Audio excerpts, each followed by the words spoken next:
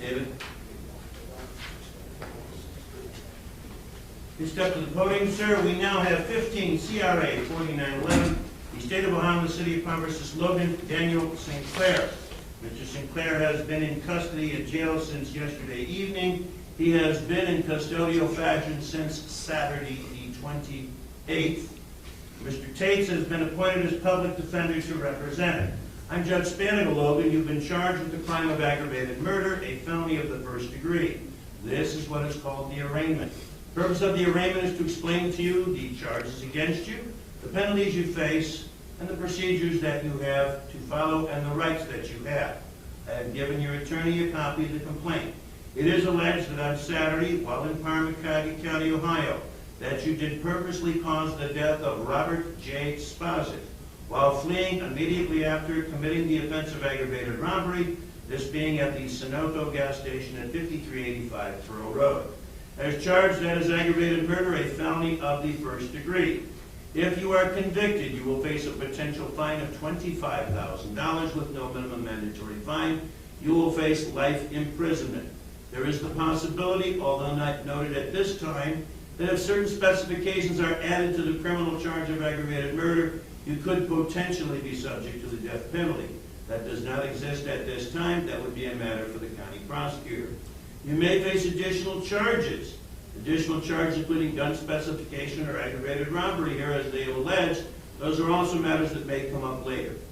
You have the right of silence in front of me. All proceedings are recorded so that anything you say may be used against you. You have the right to an attorney. You have qualified for Mr. Tates at this stage as your public defender. You may have a future public defender at other stages of the proceedings, as Mr. Tates is for these proceedings only. The arraignment that I am doing now is the first step. That will include the setting of bond. The next step is what is called a preliminary hearing. The purpose of a preliminary hearing is to give you an opportunity to confront the evidence against you as to whether there should be a charge going forward or not. At that hearing, you would be here with Mr. Tates, the prosecutor of Parma would be here, but then would be a hearing in front of me. This hearing is not a trial.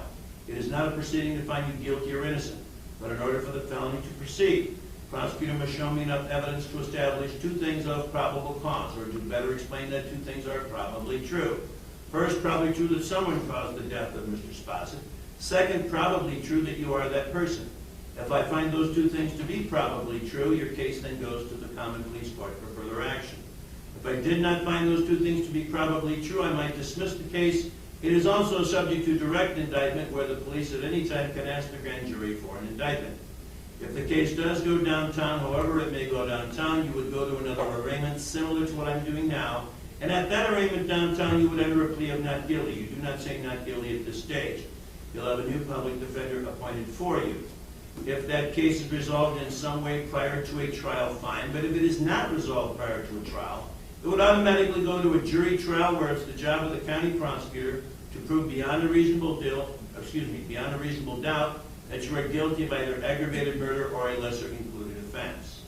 If you would rather have a judge decide the case, you could do that. That's called waiving the jury. That's a decision that you would make once you see the evidence downtown and consult with your attorney. Do you understand what I've explained thus far, sir? Yes, Your Honor. Any questions? No, Your Honor. We will let the record reflect the defendant understands the explanation of rights.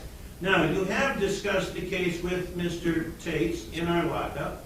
I have what appears to be your signature on a waiver of preliminary form. So in any case, you can also waive that hearing I explained. Let me show it to you. Did you read the form, sir, before you might have signed it? Yes, Your Honor. And did you then sign the form after you read it? Yes, Your Honor. Now, by signing this form, you are not waiving any rights that you have as a defendant in this case, except the preliminary hearing that would have been held now will not be held. It means that your case will go forward to the grand jury for indictment. Once that indictment is issued, you will go to that arraignment that I explained to you downtown. You'll then get your new attorney down there, and at that time you would enter a not-guilty plea. Now, even though this is a preliminary stage, have you had enough time to discuss this case with Mr. Tates so he understands what it's about and he's been able to give you good advice? Yes, sir. Okay. Right now, are you under the influence of any alcohol, drugs, or medications, whether prescription or non-prescription? Yes. And what are you currently taking, sir? Oxycodone. Okay, is that relative to your injuries? Yes, sir. Okay. But you're mentally clear right now? You understand what's going on? Say it out loud. Yes, sir. Thank you. I am satisfied that Mr. Sinclair has made a knowing, intelligent, and voluntary waiver of preliminary hearing rights with effective assistance of counsel. Although bond still to be determined, court will order that 15A4911 be bound over to the grand jury for further proceedings. As to the matter of bond, Mr. Sinclair, we now must get information relative to the determination of bond. Your PD form indicates you live with a girlfriend, you're unemployed. Are you currently out on bond for any other criminal or traffic charges? No, Your Honor. Are you currently on probation, parole, community control, or post-release control for any No, Your charges? Honor. To the best of your knowledge, are there any other pending criminal or traffic charges pending anywhere against you? No, Your Honor. Okay.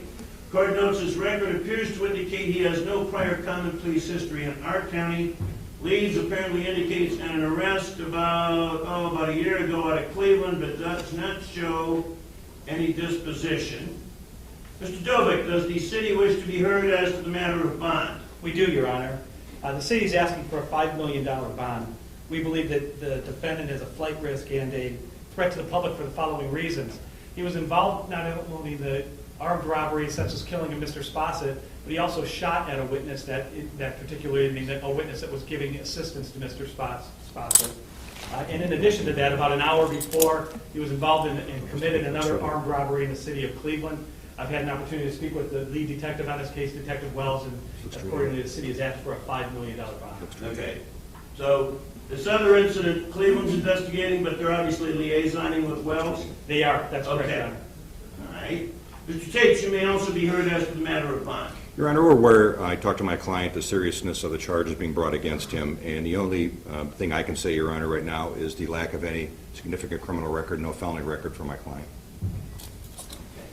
Although it may be unlikely that you may be out of jail, Mr. Sinclair, given the nature of the charges, I'm going to place some non-monetary restrictions before we get to the monetaries. If you were to get out of custody, you are to maintain your current residence. If you must move, it must remain within Cuyahoga County. You would have to notify the court and Detective Wells, the lead detective in this case, of your address. You are not to have any contact with the decedent's family. So you're not to have any contact with Robert Spossett's family. Should you be out of jail, your area of travel will be limited to Cuyahoga County, which means you could not leave the county without permission. Now, the court will impose a cash surety bond. Mr. Dobick, there's been intimations by the county prosecutor that we set excessively high bonds. I understand the concerns, but I think $5 million for the sake of maybe excessive. I'm going to set a $3 million bond, which I still think is sufficient. If Mr. McGinty wishes to seek an addition to that, we will deal with that through Mr. McGinty when the case gets downtown. Which means hypothetically for a $3 million cash surety bond, given the nature of it and the potential of the death penalty spec, hypothetically you may have access to contact to see about bondsman or whatever to post that bond. And if you have a jail credit, let's see. Jeff, approximately what time was he custodialized on Saturday night? Somewhere between, right around midnight, between 11 and midnight. Okay. For the record, I have to give you a jail credit, sir. You have a 4-day jail credit toward any potential sentencing. Mr. Dobick, anything else as to Mr. Sinclair? Not on behalf of the city, Your Honor. Okay, Mr. Tate's anything else? No, Your Honor. Close proceedings as to Mr. Sinclair. You may take Mr. Sinclair back downstairs. We'll have them prepare the appropriate MIT papers. Michael, would you take the, have them send that downstairs so we can get the